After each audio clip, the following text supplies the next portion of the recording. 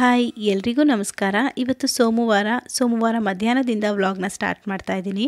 Kitchen ಎಲ್ಲ clean ಮಾಡೋದಿತ್ತು, ಜೊತೆಗೆ ಮಕ್ಕಳಿಗೆ ಟಿಫನ್ನ ಮಾಡಿ ಸ್ಕೂಲ್ಗೆಲ್ಲ ಕಳಿಸೋದಿತ್ತು. ಹಾಗಾಗಿ ಬೆಳಿಗ್ಗೆ ವಿಡಿಯೋನ ಶೂಟ್ ಮಾಡ್ಕೊಳ್ಳೋದಕ್ಕಾಗಿರಲಿಲ್ಲ. ಅದಕ್ಕೋಸ್ಕರ ಈಗ ಮಧ್ಯಾಹ್ನದಿಂದ ವ್ಲಾಗ್ನ ಸ್ಟಾರ್ಟ್ ಮಾಡ್ತಾ ಇದ್ದೀನಿ. ಯಾವಾಗಲೂ ಸೋಮವಾರ, ಶುಕ್ರವಾರ, ಶನಿವಾರ ಬಂದರೆ ಸ್ವಲ್ಪ ಬೇಗನೆ ಎದ್ದು ಪೂಜೆಗಳನ್ನೆಲ್ಲ ಮುಗಿಸ್ಕೊಂಡ್ಬಿಡ್ತೀನಿ. ಆದರೆ ಇವತ್ತು ಸ್ವಲ್ಪ ಕಿಚನ್ ಎಲ್ಲ ಕ್ಲೀನ್ ಮಾಡೋದಿದ್ದರಿಂದ ಮೊದಲು ಕ್ಲೀನ್ನೆಲ್ಲ ಮಾಡಿ ಮುಗಿಸ್ಕೊಂಡು ನಂತರ ಫ್ರೆಶ್ ಅಪ್ ಆಗಿ ಮಧ್ಯಾಹ್ನದ ಅಡುಗೆ ಮಾಡ್ಕೊಳ್ಳೋಣ ಅಂತ ಅಂದ್ಕೊಂಡೆ. ಬಟ್ ಆದರೆ ಮನೇಲಿ ಯಾವುದೇ ತರಕಾರಿಗಳಿರಲಿಲ್ಲ, ಹೀರೆಕಾಯಿ ಮಾತ್ರನೇ ಇದ್ದಿದ್ದು. ಹೀರೆಕಾಯಲ್ಲಿ ಬೇಳೆ ಸಾಂಬಾರು ಮಾಡೋಣ ಅಂದರೆ ಯಾಕೋ ಸಾಂಬಾರು ಬೇಡ ಅಂತ ಅನ್ನಿಸ್ತಾ ಇತ್ತು. ಹಾಗಾಗಿ ಹೀರೆಕಾಯಿ ಚಟ್ನಿನ ಮಾಡ್ಕೊಳ್ಳೋಣ ಅಂತ ಅಂದ್ಕೊಂಡಿದ್ದೀನಿ. ಇದಕ್ಕಿಂತ ಮುಂಚೆ ನಾನು ತಗೊಂಡಿದ್ದಂತಹ ಹೊಸ ಮಣ್ಣಿನ ಪಾತ್ರೆಗಳನ್ನ ತೊಳೆದೇ ಹಾಗೆ ಇಟ್ಕೊಂಡ್ಬಿಟ್ಟಿದ್ದೆ. ಸೊ ಇವತ್ತು ಇದರಲ್ಲೇ ಅಡುಗೆ ಮಾಡೋಣ ಅಂಥೇಳಿ ಇದನ್ನೆಲ್ಲ ನೀಟಾಗಿ ವಾಶ್ ಮಾಡ್ಕೊಳ್ತಾ ಇದ್ದೀನಿ. ಇದನ್ನು ಕ್ಲೀನ್ ಮಾಡೋದಕ್ಕೆ ಅವರೇ ಒಂದು ಪೌಡರ್ನ ಕೊಟ್ಟಿರ್ತಾರೆ. ಸೋಪ್ ಆಗಲಿ ಲಿಕ್ವಿಡ್ ಆಗಲಿ ಅದು ಯಾವುದನ್ನು ಬಳಸ್ಕೊಳ್ದೆ ಆ ಒಂದು ಪೌಡರಿಂದ ಮಣ್ಣಿನ ಪಾತ್ರೆನೆಲ್ಲ ಕ್ಲೀನ್ ಮಾಡಿಕೊಂಡು ಒಂದು ಬಟ್ಟೆಯಲ್ಲಿ ಒರೆಸಿ ಅದಕ್ಕೆ ಈ ರೀತಿ ಸ್ವಲ್ಪ ಎಣ್ಣೆನ ಹಚ್ತಾ ಇದ್ದೀನಿ. ಇದು ಆಲ್ರೆಡಿ ಸೀಸ್ನಿಂಗ್ ಆಗಿರೋದ್ರಿಂದ ಎಣ್ಣೆ ಹಚ್ಚೋದೆಲ್ಲ ಏನೂ ಇರಲ್ಲ. ಬಟ್ ಯಾವುದೇ ಮಣ್ಣಿನ ಪಾತ್ರೆಗಳಾಗಲಿ ಅಥವಾ ಕಬ್ಬಿಣದ ಪಾತ್ರೆಗಳಿಗಾಗಲಿ ಎಣ್ಣೆನ ಹಚ್ಚಿ ಸ್ವಲ್ಪ ಹೊತ್ತು ಬಿಸಿಲಲ್ಲಿ ಇಡೋದ್ರಿಂದ ಪಾತ್ರೆಗಳು ತುಂಬ ದಿನಗಳವರೆಗೆ ಬಾಳಿಕೆ ಬರುತ್ತೆ, ಹಾಳಾಗಲ್ಲ. ಅದಕ್ಕೋಸ್ಕರ ಸ್ವಲ್ಪ ಎಣ್ಣೆನ ಹಚ್ಕೊಂಡು ಇದನ್ನು ಒಂದು 10 ನಿಮಿಷದಿಂದ 1/4 ಗಂಟೆ ಬಿಸಿಲಲ್ಲಿ ಇಟ್ಟಿರ್ತೀನಿ. ಮಣ್ಣಿನ ಪಾತ್ರೆ ಎಣ್ಣೆಲಿ ಚೆನ್ನಾಗಿ ನೆನೆಯೋಷ್ಟರಲ್ಲಿ ತರಕಾರಿಗಳನ್ನ ಕಟ್ ಮಾಡ್ಕೊಳ್ತಾ ಇದ್ದೀನಿ. ಹಿಂದಿನ ದಿನಾನೇ ಸಾಂಬಾರಿಗೋಸ್ಕರ ಹೀರೆಕಾಯಲ್ಲಿ ಸಿಪ್ಪೆ ಎಲ್ಲ ತೆಗೆದಿಟ್ಕೊಂಡಿದ್ದೆ. ಹಾಗಾಗಿ ಇಲ್ಲಿ ಸಿಪ್ಪೆ ಏನೂ ತೆಗೆದಿಲ್ಲ, ಸಣ್ಣದಾಗಿ ಕಟ್ ಮಾಡ್ಕೊಳ್ತಿದ್ದೀನಿ. ನಾನಿಲ್ಲಿ ಸುಮಾರಾಗಿ ಒಂದು 1/4 kg ಆಗುವಷ್ಟು ಹೀರೆಕಾಯಿನ ಕಟ್ ಮಾಡಿಕೊಂಡು ಮೂರು ಟೊಮೊಟೊನ ಕಟ್ ಮಾಡ್ಕೊಳ್ತಾ ಇದ್ದೀನಿ. ಇದ್ರ ಜೊತೆಗೆ ಖಾರಕ್ಕೆ ಎಷ್ಟು ಬೇಕಾಗುತ್ತೆ ಅಷ್ಟು ಹಸಿಮೆಣಸಿನ್ಕಾಯಿ ಸಹ ತೆಗೆದಿಟ್ಕೊಳ್ತಿದ್ದೀನಿ. ಬಾಳೆಕಾಯಿನ ತಂದು ಸುಮಾರು ಒಂದು 15 ದಿನವೇ ಆಗಿತ್ತು. ಮನೇಲಿ ಸ್ವಲ್ಪ ಎಲ್ಲರಿಗೂ ಜ್ವರ ಇದ್ದಿದ್ದರಿಂದ ಆ ಕಡೆ ಗಮನ ಕೊಟ್ಟಿರಲಿಲ್ಲ. ಬಾಳೆಕಾಯಿ ಇದೆ ಅನ್ನೋದು ಸಹ ಮರ್ತೋಗಿತ್ತು. ಈಗ ತರಕಾರಿಗಳನ್ನ ಹುಡುಕ್ತಾಗ ಈ ಬಾಳೆಕಾಯಿ ಇತ್ತು. ಅದಕ್ಕೋಸ್ಕರ ಇದರಿಂದ ಸ್ವಲ್ಪ ಏನಾದರೂ ಎಣ್ಣೆ ಏನು ಜಾಸ್ತಿ ಹಾಕ್ತೆ ಫ್ರೈ ಮಾಡ್ಕೊಳ್ಳೋಣ ಅಂಥೇಳಿ ಅದರಲ್ಲಿರುವಂಥ ಸಿಪ್ಪೆನೆಲ್ಲ ತೆಗಿತಾ ಇದ್ದೀನಿ. ಬಾಳೆಕಾಯಿನ ಕಟ್ ಮಾಡಬೇಕಾದ್ರೆ ಕೈಗೆ ಸ್ವಲ್ಪ ಎಣ್ಣೆ ಹಚ್ಕೊಂಡು ಸಿಪ್ಪೆ ತೆಗೆಯೋದು ಅಥವಾ ಬಾಳೆಕಾಯಿನ ಕಟ್ ಮಾಡೋದು ಮಾಡಿದ್ರೆ ಕೈಯೆಲ್ಲ ಕಪ್ಪಾಗೋದಿಲ್ಲ. ಜೊತೆಗೆ ಬಾಳೆಕಾಯಿನೂ ಸಹ ತುಂಬ ಬೇಗ ಕಪ್ಪು ಬರೋದಿಲ್ಲ. ಈ ರೀತಿಯಾಗಿ ಬಾಳೆಕಾಯಿನೆಲ್ಲ ಸ್ಲೈಸಾಗಿ ಮಾಡಿಕೊಂಡು ನೀರಲ್ಲಿ ಹಾಕಿಟ್ಬಿಟ್ರೆ ಆ ಬಾಳೆಕಾಯಿ ಅನ್ನೋದು ಚೆನ್ನಾಗಿ ಬಿಳಿಯಾಗಿರುತ್ತೆ, ಕಪ್ಪು ಬಣ್ಣಕ್ಕೆ ತಿರುಗೋದಿಲ್ಲ. ಇದನ್ನೆಲ್ಲ ಈ ರೀತಿ ಕಟ್ ಮಾಡಿಕೊಂಡು ನೀರಲ್ಲಿ ಇಟ್ಕೊಂಡಿದ್ದೀನಿ. ಆ ಮಣ್ಣಿನ ಪಾತ್ರೆಗೆ ನೋಡಿ ಎಷ್ಟು ಎಣ್ಣೆ ಹಚ್ಚಿಟ್ಟಿದ್ದೆ, ಸ್ವಲ್ಪನೂ ಸಹ ಎಣ್ಣೆ ಇಲ್ಲ, ಪೂರ್ತಿಯಾಗಿ ಎಣ್ಣೆ ಎಲ್ಲ ಹೀರ್ಕೊಂಡಿರುತ್ತೆ. ಆ ಮಣ್ಣಿನ ಪಾತ್ರೆಗೆ ಮತ್ತು ಕಬ್ಬಿಣದ ಪಾತ್ರೆಗಳಿಗೆ ಎಣ್ಣೆನ ಹಾಕಿ ನಾವು ಬಿಸಿಲಲ್ಲಿ ಇಡೋದ್ರಿಂದ ನಾನ್ ಸ್ಟಿಕ್ ಆಗಿ ವರ್ಕ್ ಮಾಡುತ್ತೆ. ಅಂತ ಅಂದರೆ ಈಗ ನಾವು ನಾನ್ ಸ್ಟಿಕ್ ಪಾತ್ರೆಯಲ್ಲಿ ಏನಾದರೂ ಅಡುಗೆಗಳನ್ನ ಮಾಡಿದಾಗ ಆ ಪಾತ್ರೆಗೆ ಅಡುಗೆಗಳು ಅಂಟ್ಕೊಳ್ಳೋದಿಲ್ಲ ಅಲ್ವಾ. ಸೊ ಆ ರೀತಿಯಾಗಿ ಇದು ಸಹ ಕೆಲಸ ಮಾಡುತ್ತೆ. ಅದಕ್ಕೋಸ್ಕರ ಮೊದಲೇ ಸ್ವಲ್ಪ ಎಣ್ಣೆನ ಹಚ್ಚಿ ನಂತರ ಬಳಸ್ಕೋಬೇಕು. ಕಡಾಯಿ ಬಿಸಿ ಆಗ್ತಿದ್ದಾಗೇ 2 ಸ್ಪೂನ್ ಆಗುವಷ್ಟು ಎಣ್ಣೆ, 1 ಸ್ಪೂನ್ ಆಗುವಷ್ಟು ಜೀರಿಗೆ, 4ರಿಂದ 5 ಆಗುವಷ್ಟು ಬೆಳ್ಳುಳ್ಳಿ, ಖಾರಕ್ಕೆ ಎಷ್ಟು ಬೇಕೋ ಅಷ್ಟು ಹಸಿಮೆಣಸಿನ್ಕಾಯಿ, 2 ಈರುಳ್ಳಿನ ಹಾಕ್ಕೊಂಡು ಫ್ರೈ ಮಾಡ್ಕೊಂಡಿದ್ದೀನಿ. ಇದೆಲ್ಲ ಸ್ವಲ್ಪ ಚೆನ್ನಾಗಿ ಫ್ರೈ ಆದಮೇಲೆ ಸಣ್ಣದಾಗಿ ಕಟ್ ಮಾಡಿರುವಂತಹ ಹೀರೆಕಾಯಿನ ಹಾಕ್ಕೊಂಡು ಇದ್ರ ಜೊತೆಗೇ ಕಟ್ ಮಾಡಿ ಇಟ್ಟಿದ್ದಂತಹ 3 ಟೊಮೊಟೊನ ಸೇರಿಸಿ ಇದೆಲ್ಲ ಸಾಫ್ಟ್ ಆಗೋವರೆಗೂ ಸ್ಟವ್ನ ಕಡಿಮೆ ಉರಿಲೇ ಇಟ್ಕೊಂಡು ಫ್ರೈ ಮಾಡ್ಕೋಬೇಕು. ನನಗೆ ಸ್ವಲ್ಪ ಗಂಟ್ಲೆಲ್ಲ ಕಿರಿಕಿರಿ ಇರೋದ್ರಿಂದ ವಾಯ್ಸ್ ಬೇರೆ ಥರ ಕೇಳಿಸ್ತಾ ಇದೆಯೇನೋ. ಏನಾದರೂ ವಾಯ್ಸ್ ಕೆಟ್ಟದಾಗಿ ಕೇಳಿಸ್ತಾ ಇದ್ರೆ ಅಥವಾ ನಾನು ಹೇಳೋ ಪದಗಳಲ್ಲಿ ಏನಾದರೂ ತಪ್ಪಾಗಿದ್ದರೆ ಸೊ ಯಾರೂ ಕೂಡ ಏನು ಅಂದ್ಕೊಬೇಡಿ. ಯಾಕೆ ಅಂತ ಅಂದರೆ ನನಗೇನೆ ನಾನು ಮಾತಾಡೋ ಪದಗಳು ಕೆಲವೊಂದು ಉಚ್ಚಾರಣೆ ಮಾಡೋದು ಬೇರೆ ಥರನೇ ಕೇಳಿಸ್ತಾ ಇದೆ. ಸೊ ಅದಕ್ಕೋಸ್ಕರ ಹೇಳ್ತಾ ಇದ್ದೀನಿ. ಇದಕ್ಕೆ ಇವಾಗ ಒಂದು 1/4 ಟೀ ಸ್ಪೂನ್ ಆಗುವಷ್ಟು ಅರಿಶಿನ, ರುಚಿಗೆ ಎಷ್ಟು ಬೇಕು ಅಷ್ಟು ಉಪ್ಪು, 1 ಇಡಿ ಆಗುವಷ್ಟು ಕೊತ್ತಂಬರಿ ಸೊಪ್ಪನ್ನು ಹಾಕ್ಕೊಂಡು ಇದನ್ನು ನೀಟಾಗಿ ಫ್ರೈ ಮಾಡಿ ಒಂದು ತಟ್ಟೆನ ಮುಚ್ಚಿ ಒಂದು 5 ನಿಮಿಷ ಬಿಟ್ಬಿಡಿ. ಅಷ್ಟರಲ್ಲಿ ಇಲ್ಲಿ ನಾನು ಅನ್ನಕ್ಕೆ ರೈಸ್ನ ಇಟ್ಕೊಳ್ತಾ ಇದ್ದೀನಿ. ನಾನು ಸಾಮಾನ್ಯವಾಗಿ ರಾತ್ರಿ ಹೊತ್ತು ಮಾತ್ರ ಮುದ್ದೆನ ಮಾಡ್ಕೊಳ್ತೀನಿ. ಮಕ್ಕಳು ಸಹ ಸ್ಕೂಲಿಂದ ಬಂದಿರ್ತಾರೆ, ಅವ್ರಿಗೂ ಕೊಡ್ಬೋದು ಅಂತ. ಇನ್ನು 2 ಟೈಮ್ ನಮ್ಮ ಮನೇಲಿ ಮುದ್ದೆ ತಿನ್ನಲ್ಲ. 1 ಟೈಮ್ ಚಪಾತಿ, 1 ಟೈಮ್ ಮುದ್ದೆ, ಈ ರೀತಿ ಆದರೆ ತಿನ್ಕೊಳ್ತಾರೆ. ಈಗ ಹೀರೆಕಾಯಿ ಎಲ್ಲ ಸಾಫ್ಟ್ ಆಗೋಷ್ಟರಲ್ಲಿ ಈ ಕಡೆ ರೈಸ್ ಸಹ ಇಟ್ಕೊಂಡೆ. ಹೀರೆಕಾಯಿ ಎಲ್ಲ ಚೆನ್ನಾಗಿ ಬೆಂದಿರುತ್ತೆ. ಇದನ್ನು ಮತ್ತೆ ಒಂದು ಸಲ ಮಿಕ್ಸ್ ಮಾಡಿಕೊಂಡು ಸ್ಟವ್ನ ಆಫ್ ಮಾಡಿ ಇದರಲ್ಲಿರುವಂತಹ ತರಕಾರಿನೆಲ್ಲ ಒಂದು ಸಪ್ರೇಟ್ ಪ್ಲೇಟ್ಗೆ ತೆಗೆದಿಟ್ಕೊಳ್ತೀನಿ. ಯಾಕೆ ಅಂದರೆ ಮಣ್ಣಿನ ಪಾತ್ರೆ ತುಂಬ ಬಿಸಿ ಇರೋದ್ರಿಂದ ಇದು ತಣ್ಣಗಾಗೋದಕ್ಕೆ ತುಂಬ ಸಮಯ ಹಿಡಿಯುತ್ತೆ. ಅದಕ್ಕೋಸ್ಕರ ಈ ರೀತಿ ಒಂದು ಪ್ಲೇಟ್ಗೆ ಹಾಕ್ಕೊಂಡು ತಣ್ಣಗಾಗೋದಕ್ಕೆ ಬಿಟ್ಟಿದ್ದೀನಿ. ಅದು ತಣ್ಣಗಾಗೋಷ್ಟರಲ್ಲಿ ಈ ಕಡೆ ಬಾಳೆಕಾಯಿ ಫ್ರೈ ಮಾಡ್ಕೊಳ್ಳೋಣ ಅಂಥೇಳಿ ಕಡಾಯಿಗೆ ಒಂದು 2-3 ಸ್ಪೂನ್ ಆಗುವಷ್ಟು ಎಣ್ಣೆ ಹಾಕ್ಕೊಂಡು ಕಟ್ ಮಾಡಿ ಇಟ್ಟಿದಂತಹ ಬಾಳೆಕಾಯಲ್ಲಿರುವಂತಹ ನೀರನ್ನೆಲ್ಲ ಚೆನ್ನಾಗಿ ತೆಗೆದು ಅದನ್ನು ಹಾಕ್ಕೊಂಡಿದ್ದೀನಿ. ಇದಕ್ಕೆ ಒಂದು ಅರ್ಧ ಟೀ ಸ್ಪೂನ್ ಆಗುವಷ್ಟು ಅಚ್ಕಾರದ ಪುಡಿ, ಅರ್ಧ ಟೀ ಸ್ಪೂನ್ ಆಗುವಷ್ಟು ಗರಂ ಮಸಾಲ ಪುಡಿ, ರುಚಿಗೆ ಎಷ್ಟು ಬೇಕಾಗುತ್ತೆ ಅಷ್ಟು ಉಪ್ಪು, ಹಾಗೆ ಒಂದು 1/4 ಟೀ ಸ್ಪೂನ್ ಆಗುವಷ್ಟು ಅರಿಶಿನ ಪುಡಿನ ಹಾಕ್ಕೊಂಡಿದ್ದೀನಿ. ಇದಿಷ್ಟೇ ಮಸಾಲೆಗಳು. ತುಂಬ ಅಂದರೆ ತುಂಬಾ ಚೆನ್ನಾಗಾಗುತ್ತೆ. ಆದರೆ ಇದನ್ನು ಮಾಡೋದಕ್ಕೆ ಸ್ವಲ್ಪ ಪೇಷನ್ಸಿಂದ ಸ್ಟವ್ನ ಸಿಮ್ಮಲ್ಲಿ ಇಟ್ಕೊಂಡು ಚೆನ್ನಾಗಿ ಫ್ರೈ ಮಾಡಿ ಮಾಡ್ಕೋಬೇಕು. ಈ ಬಾಳೆಕಾಯಿ ಫ್ರೈ ಎಲ್ಲ ನಮಗೆ ಸ್ವಲ್ಪ ಕ್ರಿಸ್ಪಿಯಾಗಿ ಬರಬೇಕು ಅಂತ ಅಂದರೆ ಒಂದು ಅರ್ಧ ಸ್ಪೂನ್ ಆಗುವಷ್ಟು ಕಾರ್ನ್ಫ್ಲೋರ್ ಅಥವಾ ಕಡಲೆ ಹಿಟ್ಟನ್ನು ಅಥವಾ ಅಕ್ಕಿ ಹಿಟ್ಟನ್ನು ಸೇರಿಸ್ಕೋಬೇಕು. ನಾನಿಲ್ಲಿ ಅಕ್ಕಿ ಹಿಟ್ಟನ್ನು ಸೇರಿಸ್ಕೊಂಡು ಇದನ್ನು ಚೆನ್ನಾಗಿ ಮಿಕ್ಸ್ ಮಾಡಿ ಸ್ಟವ್ನ ಸಿಮ್ಮಲ್ಲಿಟ್ಟು ಒಂದು 10 ನಿಮಿಷ ಹಾಗೆ ಬಿಟ್ಟಿದ್ದೀನಿ. ಅಷ್ಟರಲ್ಲಿ ತಣ್ಣಗಾಗಿರುವಂತಹ ಹೀರೆಕಾಯಿನೆಲ್ಲ ಮಿಕ್ಸರ್ ಜಾರಿಗೆ ಸೇರಿಸ್ಕೊಂಡು ಒಂದು ಸ್ವಲ್ಪ ನೀರನ್ನು ಸೇರಿಸಿ ಇದನ್ನು ರುಬ್ಕೋಬೇಕು. ಅಂದರೆ ತುಂಬ ಫೈನ್ ಪೇಸ್ಟಾಗಿ ರುಬ್ಬಾರ್ದು, ಸ್ವಲ್ಪ ಕೋರ್ಸಾಗಿ ರುಬ್ಕೊಬೇಕು. ಅಂದರೆ ಸ್ವಲ್ಪ ತರಿಯಾಗಿದ್ದರೆ ಚಟ್ನಿ ಚೆನ್ನಾಗಿರುತ್ತೆ. ಇದು ನಮ್ಮನೇಲಂತೂ ಈ ಚಟ್ನಿ ಮಕ್ಕಳಿಗೆ, ನನಗೆ, ನನ್ನ ಹಸ್ಬೆಂಡ್ಗೆಲ್ಲ ತುಂಬಾ ಇಷ್ಟ ಆಗುತ್ತೆ. ಖಾರವಾಗಿ ರುಚಿಯಾಗಿ ಚೆನ್ನಾಗಿರುತ್ತೆ. ನೋಡಿ, ಬಾಳೆಕಾಯಿನೂ ಸಹ ಒಂದು ಸೈಡ್ ಚೆನ್ನಾಗಿ ಬೆಂದಿರುತ್ತೆ. ಇವಾಗ ಮತ್ತೆ ಇದನ್ನು ಒಂದು ಸೈಡ್ ಉಲ್ಟಾ ಮಾಡಿಕೊಂಡು ಇನ್ನೊಂದು ಸೈಡು ಸಹ ಒಂದು 5 ರಿಂದ 10 ನಿಮಿಷ ಹಾಗೆ ಬಿಡಬೇಕು. ಸ್ಟವ್ನ ಸಿಮ್ಮಲ್ಲಿ ಇಟ್ಕೊಂಡೇ ಮಾಡಬೇಕು. ಆಗ ಅದರಲ್ಲಿ ಇರುವಂತಹ ನೀರಂಶ ಎಲ್ಲ ಡ್ರೈ ಆಗಿ ಆ ಎಣ್ಣೆಲೇ ನಮಗೆ ಬಾಳೆಕಾಯಿ ಚೆನ್ನಾಗಿ ಫ್ರೈ ಆಗಬೇಕಾಗತ್ತೆ. ನೋಡಿ, ಒಂದು 5 ನಿಮಿಷ ಬಿಟ್ಟಿದೆ ಅಷ್ಟೇ. ನೋಡಿ, ಇಷ್ಟು ಮಾಡಿದ್ರೆ ಸಾಕು. ಸಿಂಪಲ್ಲಾಗಿ ಕಡಿಮೆ ಎಣ್ಣೆಲಿ ನಮಗೆ ಬಾಳೆಕಾಯಿ ಫ್ರೈ ರೆಡಿ ಆಗುತ್ತೆ. ಸೊ ಈಗ ಅದನ್ನು ಸೈಡಲ್ಲಿ ತೆಗೆದಿಟ್ಕೊಂಡು ಚಟ್ನಿನ ಒಗ್ಗರಣೆ ಮಾಡ್ಕೊಳ್ಳೋದಕ್ಕಾಗಿ 1-2 ಸ್ಪೂನ್ ಆಗುವಷ್ಟು ಎಣ್ಣೆ ಹಾಕ್ಕೊಂಡು ಒಂದು ಸ್ವಲ್ಪ ಸಾಸಿವೆನ ಹಾಕ್ಕೊಂಡಿದ್ದೀನಿ. ಸಾಸಿವೆ ಎಲ್ಲ ಚಟಪಟ ಅಂದಮೇಲೆ ಒಂದು 10 ಕರಿಬೇವಿನ ಎಲೆನ ಹಾಕ್ಕೊಂಡು ಸ್ವಲ್ಪ ಇದನ್ನು ಬಾಡಿಸಿ ರುಬ್ಬಿಟ್ಟಿದಂತಹ ಚಟ್ನಿನ ಸೇರಿಸಿ ಒಂದು 5 ನಿಮಿಷ ಇದನ್ನು ಕೈ ಆಡಿಸ್ಕೊಳ್ಳೋದು ಅಷ್ಟೇ. ತುಂಬ ಸಿಂಪಲ್ಲಾಗಿ ಖಾರವಾಗಿ ರುಚಿಯಾಗಿರುವಂತಹ ಹೀರೆಕಾಯಿ ಚಟ್ನಿ ರೆಡಿ ಆಗುತ್ತೆ.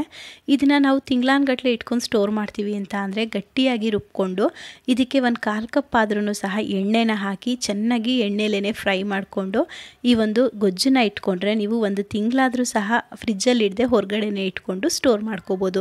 ನನಗಂತೂ ಕೆಮ್ಮು ಕಡಿಮೆ ಆಗದೆ ಬಾಯಿಗೆ ಏನು ತಿಂದ್ರೂ ಸಹ ರುಚಿನೇ ಅಂತ ಅನ್ನಿಸ್ತಾ ಇರಲಿಲ್ಲ. ಈ ಒಂದು ಚಟ್ನಿ ತಿಂದಮೇಲೆ ತುಂಬ ದಿನ ಆಗಿತ್ತೇನೋ ಈ ರೀತಿ ರುಚಿಯಾಗಿ ಊಟ ಮಾಡಿ ಅಂತ ಅನ್ನೋಷ್ಟು ಖುಷಿ ಆಯಿತು. ಊಟ ಎಲ್ಲ ಮುಗಿಸ್ಕೊಂಡು ಒಂದು 5 ನಿಮಿಷ ಕೂತ್ಕೊಂಡಿದ್ದೆ. ಅಷ್ಟರಲ್ಲಿ ತಲೆಗೆ ಯೋಚನೆ ಬಂತು, ಬೆಳಗ್ಗೆ ತಿಂಡಿ ಏನು ಮಾಡೋದಪ್ಪ ಅಂತ. ನಾವೆಲ್ಲ ಹೆಣ್ಮಕ್ಳು ಹಂಗೆ ಅಲ್ವಾ, ಬೆಳಗ್ಗೆ ತಿಂಡಿ ಏನು ಮಾಡೋದು, ಮಧ್ಯಾಹ್ನದ ಸಾಂಬಾರು ಏನು ಮಾಡೋದು ಅಂತಲೇ ಯೋಚನೆ ಮಾಡ್ತಿರ್ತೀವಲ್ಲ. ದೋಸೆ ಮಾಡಿ ತುಂಬ ದಿನ ಆಗಿತ್ತು. ಹಾಗೆ ಮನೇಲೂ ಸಹ ಖಾರದ ಪುಡಿ ಬಿಡಿಸಿರುವಂತಹ ಅಕ್ಕಿ ಹಾಗೆ ಇತ್ತು. ಸೊ ಅದರಿಂದನೇ ದೋಸೆ ಮಾಡ್ಕೊಳ್ಳೋಣ ಅಂಥೇಳಿ ಅಕ್ಕಿನ ಚೆನ್ನಾಗಿ ವಾಶ್ ಮಾಡ್ಕೊಳ್ತಾ ಇದ್ದೀನಿ. ಈ ಒಂದು ಅಕ್ಕಿನ ಬಿಸಿಬೇಳೆ ಬಾತನ್ನು ಸಹ ಮಾಡ್ಕೋಬೋದು. ನಾನೊಂದು 2 ಸಲ ಬಿಸಿಬೇಳೆ ಬಾತನ್ನು ಸಹ ಮಾಡಿದ್ದೆ.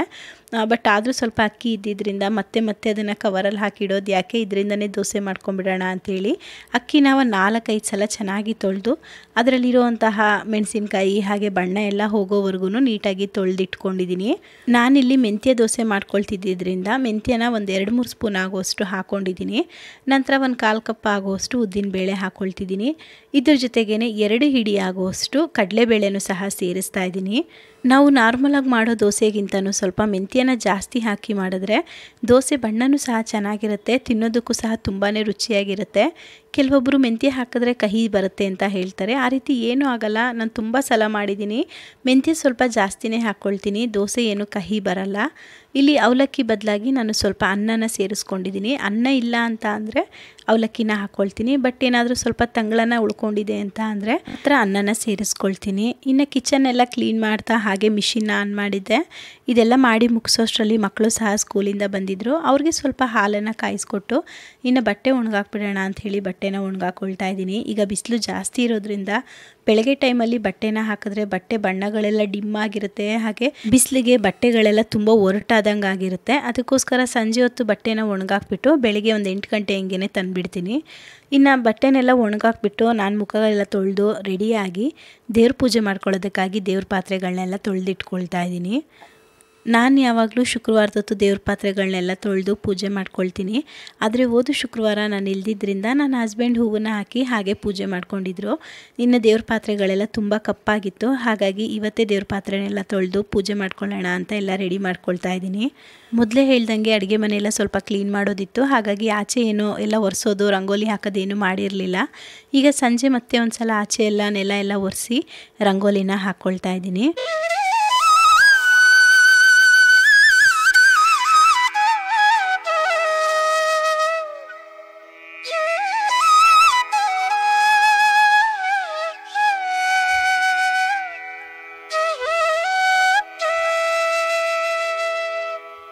ರಂಗೋಲಿ ಎಲ್ಲ ಹಾಕಿ ಪೂಜೆನ ಮಾಡಿ ಮುಗಿಸ್ಕೊಂಡೆ. ಪೂಜೆನೆಲ್ಲ ಮಾಡಿ ಮುಗಿಸ್ಕೊಂಡ್ಮೇಲೆ ನನಗೆ ಒಂದು 6 kg ಆಗುವಷ್ಟು ಮೆಂತ್ಯ ಮುದ್ದೆ ಪೌಡರ್ ಆರ್ಡರ್ ಬಂದಿತ್ತು.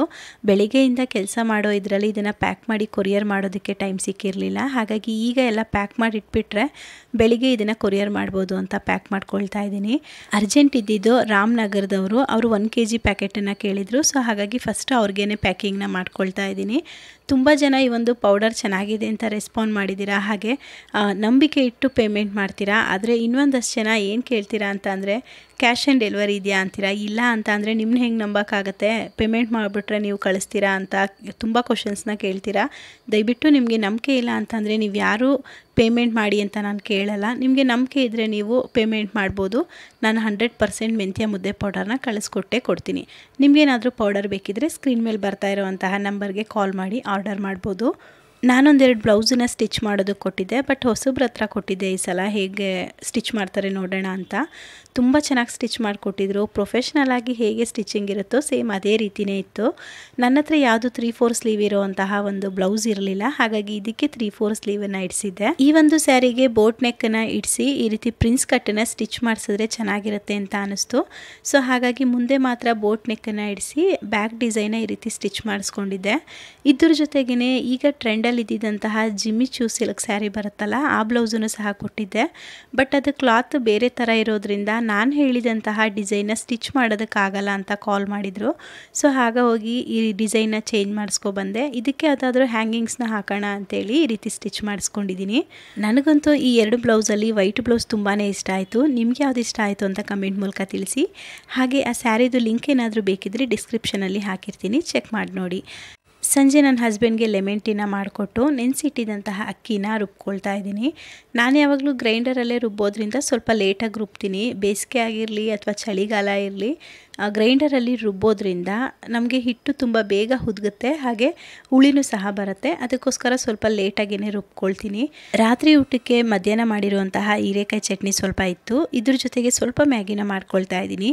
ಇದನ್ನೇನು ಲಾಂಗ್ ವಿಡಿಯೋ ಶೂಟ್ ಮಾಡ್ಕೊಂಡಿಲ್ಲ, ಯಾಕೆ ಅಂತಂದರೆ ಆಲ್ರೆಡಿ ನೀವೆಲ್ಲ ಹೇಗೆ ಮ್ಯಾಗಿನ ಮಾಡ್ತೀರಾ ಸೇಮ್ ಅದೇ ರೀತಿಯೇ ನಾನು ಮಾಡ್ಕೊಳ್ತೀನಿ. ಆದರೆ ಇದಕ್ಕೆ ಸ್ವಲ್ಪ ಚಿಲ್ಲಿ ಪೌಡರ್, ಒಂಚೂರು ಉಪ್ಪನ್ನ ಎಕ್ಸ್ಟ್ರಾ ಸೇರಿಸ್ಕೊಳ್ತೀನಿ ಅಷ್ಟೇ. ಮ್ಯಾಗಿ ಎಲ್ಲ ಮಾಡಿ ಮುಗಿಸೋಷ್ಟರಲ್ಲಿ ಹಿಟ್ಟು ಸಹ ಈ ಕಡೆ ನುಣ್ಣಗಾಗಿದೆ. ಇವಾಗ ಇದನ್ನು ತೆಗಿತಾ ಇದ್ದೀನಿ.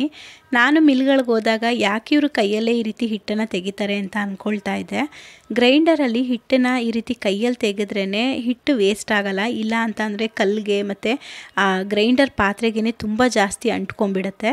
ಅದಕ್ಕೋಸ್ಕರ ಗ್ರೈಂಡರ್ ಆನಲ್ಲಿ ಇರಬೇಕಾದ್ರೇ ನಾವು ದೋಸೆ ಹಿಟ್ಟು ಅಥವಾ ಇಡ್ಲಿ ಹಿಟ್ಟನ್ನು ತೆಗಿಯೋದ್ರಿಂದ ಹಿಟ್ಟು ವೇಸ್ಟ್ ಆಗೋಲ್ಲ. ಇದನ್ನ ಇವಾಗ ಪಾತ್ರೆಗೆ ಹಾಕ್ಕೊಂಡು ರುಚಿಗೆ ಎಷ್ಟು ಬೇಕಾಗುತ್ತೆ ಅಷ್ಟು ಉಪ್ಪನ್ನು ಸೇರಿಸಿ ಸೈಡಲ್ಲಿ ತೆಗೆದಿಟ್ಕೊಳ್ತಾ ಇದ್ದೀನಿ. ನಾವು ಮಿಕ್ಸಿಲಿ ರುಬ್ಬಿ ಇಡ್ಲಿ ದೋಸೆ ಮಾಡೋದಕ್ಕೂ ಗ್ರೈಂಡರಲ್ಲಿ ರುಬ್ಬಿ ಮಾಡೋದಕ್ಕೂ ತುಂಬಾ ಡಿಫ್ರೆನ್ಸ್ ಇರುತ್ತೆ. ನಾನು ಗ್ರೈಂಡರ್ ತೊಗೊಳೋದಕ್ಕಿಂತ ಮುಂಚೆ ನನಗೂ ಆ ಡಿಫ್ರೆನ್ಸ್ ಗೊತ್ತಾಗ್ತಾ ಇರಲಿಲ್ಲ. ಬಟ್ ದೋಸೆಗಿಂತ ಇಡ್ಲಿ ಮಾತ್ರ ಗ್ರೈಂಡರಲ್ಲಿ ರುಬ್ಬಿ ಮಾಡಿದ್ರೆ ಹೂ ರೀತಿಯಾಗಿ ಹತ್ತಿ ಥರ ಬರುತ್ತೆ, ತುಂಬಾ ಚೆನ್ನಾಗಿರುತ್ತೆ. ಇಡ್ಲಿನೂ ಸಹ ವೈಟಾಗಿ ಬರುತ್ತೆ ಗ್ರೈಂಡರಲ್ಲಿ ರುಬ್ಬಿ ಮಾಡೋದ್ರಿಂದ. ಗ್ರೈಂಡರ್ನೆಲ್ಲ ಒರೆಸಿ ಕ್ಲೀನ್ ಮಾಡಿ ಎತ್ತಿಟ್ಕೊಳ್ತಾ ಇದ್ದೀನಿ. ಈ ಗ್ರೈಂಡರ್ಗೆ ಚಪಾತಿ ಹಿಟ್ಟು ಕಲಿಸೋದಕ್ಕೆ ಹಾಗೆ ತೆಂಗಿನಕಾಯಿ ತುರಿಯೋದಕ್ಕೂ ಸಹ ಸಪ್ರೇಟಾಗಿ ಒಂದು ಮೆಟೀರಿಯಲ್ನ ಕೊಟ್ಟಿದ್ದಾರೆ. ಇನ್ನು ರಾತ್ರಿ ಊಟಕ್ಕೆ ಮ್ಯಾಗಿ ಹಾಗೆ ಉಳಿದಿರುವಂತಹ ಹೀರೆಕಾಯಿ ಚಟ್ನಿ, ಅನ್ನ ಇದನ್ನೆಲ್ಲ ಊಟ ಮಾಡಿ ಮುಗಿಸ್ಕೊಂಡ್ವಿ. ಇದಿಷ್ಟು ನನ್ನ ಸೋಮವಾರದ ವ್ಲಾಗ್ ಆಗಿತ್ತು. ವಿಡಿಯೋ ಇಷ್ಟ ಆಗಿದ್ರೆ ಲೈಕ್ ಮಾಡಿ, ಹಾಗೆ ನನ್ನ ಚಾನಲ್ನ ಸಬ್ಸ್ಕ್ರೈಬ್ ಮಾಡ್ಕೊಳ್ಳಿ.